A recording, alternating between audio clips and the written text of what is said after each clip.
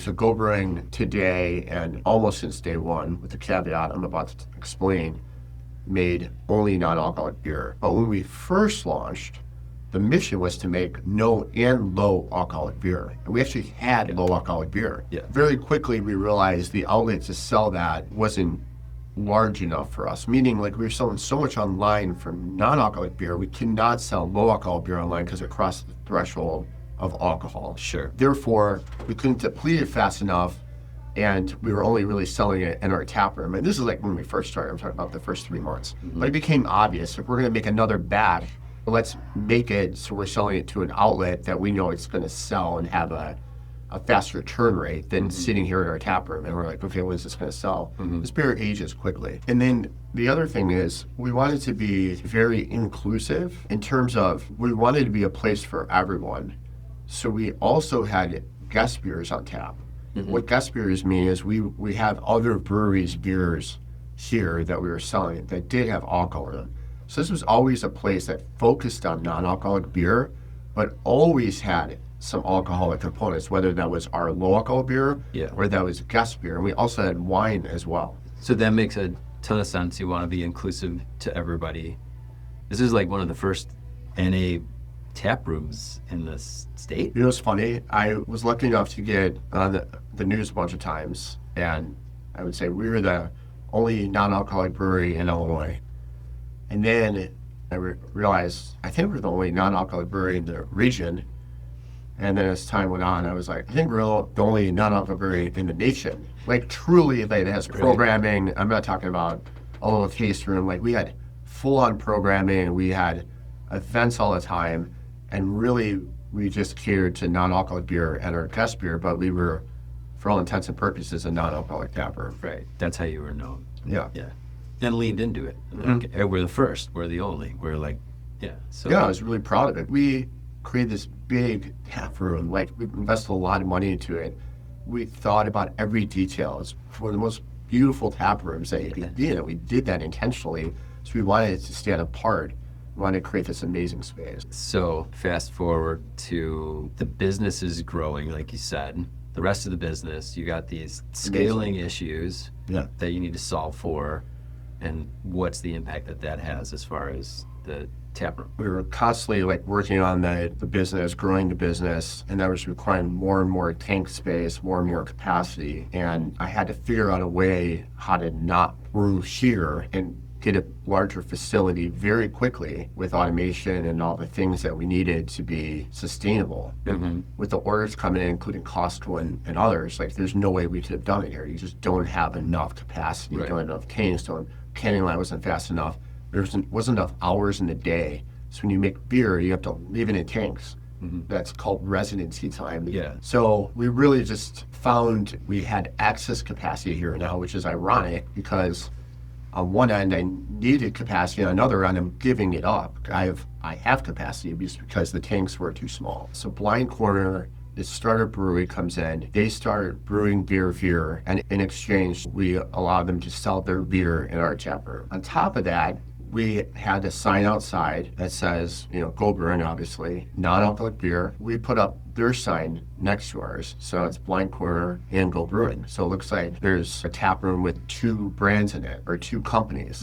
And what happened next changed the entire game and really surprised me. And looking back, it's kind of silly to say it surprised me, but it did in the sense of made me realize, as much as we were trying to be inclusive, meaning a place for everyone, having non-alcoholic beer and guest beer, we were excluding a big part of the population because they would drive by and see Go Brewing non-alcoholic beer, and they would immediately cross us off the consideration set of wanting to visit us. But what I realized is that we weren't a place for that spontaneous Friday after work, if the guys went to hang out, or Saturday where people met as a group. And sure, we had groups like that. We had sobriety groups, but they would come in like once every 2 months. But when you have alcohol, it attracts more people because there's just more of a market. And it's part of our culture going back forever, probably. Exactly. And I always said, like, we weren't teetotalers. We believe in a world of moderation. And when I look at our customers in the thousands of surveys that we have done with them, it makes sense too. 80% of our customer base that buys non-alcoholic beer still drink alcohol. Right. Yet we created this perception that, hey, we're the only non-alcoholic tap room. Yeah. Which then took the potential market and squeezed it down to a very few people. Right. So the fact that we even had what we had, I'm super blessed. And the fact that we were able to do as good as we did with it, but it still wasn't like a sustainable thing given the cost of running the tap room. It wasn't playing out in a good way, and because every time I would go in there I'd be depressed, or I would have this like psychological feeling that I'm going to a party and I know no one's going to come. Right. And again, there was many days where a lot of people did come, but many days where they didn't. It wasn't fueling. So then I had all these things going against me. So then blind quarter comes in, like sales start to, like life starts to pick up again in the tap room, and it becomes this fun environment where now you have equal weight on both parts, which is also unique now. Like who has that, right? Mm-hmm. Who has a tap room where you have equally as much weight put on NA as alcohol. Yeah. So the blind corner sales trump Go sales in the tap room. However, what I realized is Go's carryout sales are much higher than blind corners. So now play that out. Mm-hmm. Why is that? Well, I believe a lot of people want to try non-alcoholic beer, but there's this reverse stigma almost that, hey, I don't want to go in that non-alcoholic brewery. But if you're already in this part of the experience, it's very understandable that you would walk out of here with non-alcoholic beer because you want to try it. Yeah. Which created this huge win-win for the business.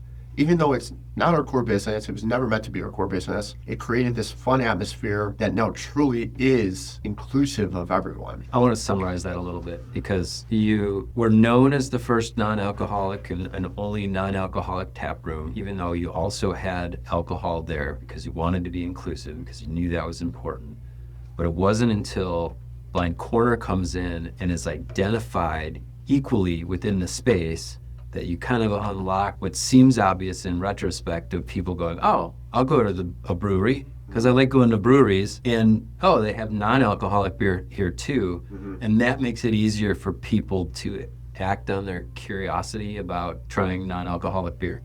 Yeah, I believe so. And it makes sense. If you're driving past a place and you can make a decision, like, do I go to the non-alcoholic brewery on a Friday after work, or do I go to the alcoholic brewery? Sure. So I might choose the alcoholic brewery. Most people would. Those people never even get a chance to try the non-alcoholic beer. It's too out of reach for them. Like, they're not gonna, oh, well, let me stop there afterwards. Yeah. Because they're here, they might have a couple beers, want to hang out more, need to drive home, they're gonna have an NA beer. Right. So the trial and the amount of people that are now being exposed to it locally have greatly increased. And I believe many of them are going to find it, like I did, as a tool to help them when they do want it and if they want to reduce alcohol consumption. This sounds obvious, but it's not, because it's such a fundamental change in perception of we're an NA brewery, we have some alcohol, versus we're both, and you're showing your inclusivity more broadly. Is that how you're looking at it? Yeah, I just think it's like now you're not driving past and we're not scratched off the consideration set. We're on the consideration side because there's something for everyone here. So it was one of those things where we learned quickly that it's way better to open yourself up to the biggest TAM, the total addressable market, as possible, because now you're getting your trial. You're getting people that taste the product. You're getting people that maybe change their perception, that we're so stuck that never walk in here. So maybe you have the data on this, maybe not yet, but like, are you selling more NA beer because there's more people here, because they're coming in because they see it as a regular brewery? We are selling more NA beer overall than we did last year, even though the alcoholic beer sells significantly more than NA beer. We were net ahead. Before, I was including guest beer and Go beer, and let's just say it was $20,000 a month. I'm not saying it is, let's just say it was. Now I like a Go beer, and it's $20,000 a month without the guest beer. So we definitely driving more trial. So basically, like, your business has grown by bringing in what in some ways a lot of people would perceive as the opposite of what you are known for. Yes. That's fucking wild. It's not something that you would have thought of, like, hey, the solution to my scaling issue and tank capacity and growing more sales is to do the opposite of what we're known for. Yeah, and you might listen to this and be like, you're an idiot. Of course, non-alcoholic beer wouldn't do well there. But the reality is there's over 10,000 breweries in the United States. Yeah. Let's just say there was 5 non-alcoholic breweries. Are you better off being one of 5 or one of 10,000? Yeah. And that's why I looked at it. And that was the hope that I had, in that there was enough people, because they're going to a place that is so unique, that I think they had a fighting chance of just being at A. Thinking about it from the customer standpoint and not so much the business standpoint, which I think is important, like that change in how you were identifying yourself made it easier for more people to get on board with what you were trying to do. It's really interesting that people would be more open to NA beer when it is housed in a space that they're more comfortable in and familiar with. That's right. Right. So have you thought about this in terms of what it means for other retail sales? Like, could you take this story, this data in some way, and go to other bars and restaurants and say, if you're segmenting out NA on the menu over here and not putting it with the consideration set of all your beers, you're not going to sell. Yeah, we see that on menus too. If we're not on the menu, it's not going to sell well because you're off the consideration side. Yeah. You know, like, people don't think about it. They see it and they're like, oh, I heard that's good, I'm going to try it. Yeah. Or, yeah, I had never tried non-alcoholic beer. So there's a lot of these scenarios where that is in fact true. And to your point, in hindsight, it all makes sense. So when I look back, you know, the headline to me is like, the way we save our taprooms is making alcohol front and center, which is interesting. You said something in terms of this reverse psychology before, of like unlocking the customer inhibitions or something like that.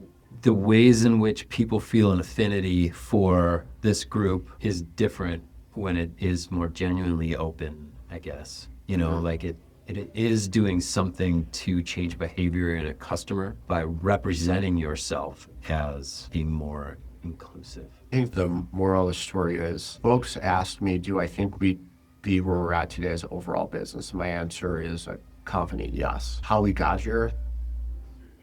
No. Like, I would have no idea. But I look back at my history, and I think any other founder can relate to this. You don't know. And that's why you just have to take those steps and go and you figure things out. And you got to be open to these possibilities. Yeah. I could be stubborn and have an ego and be like, nope, my thing is right. I could force something. And in the end, it's not going to work out because I didn't listen to the customers. I didn't listen to the market. And that's why you always have to pivot and bob and weave. And business is a finesse game. And that's also why I don't do 5-year business plans, because like I couldn't model the taproom of all NA for 5 years. Like, okay, that would have been a waste of time. So the word nerd in me is like, go forward, beware the blind corner. Oh yeah. Hey!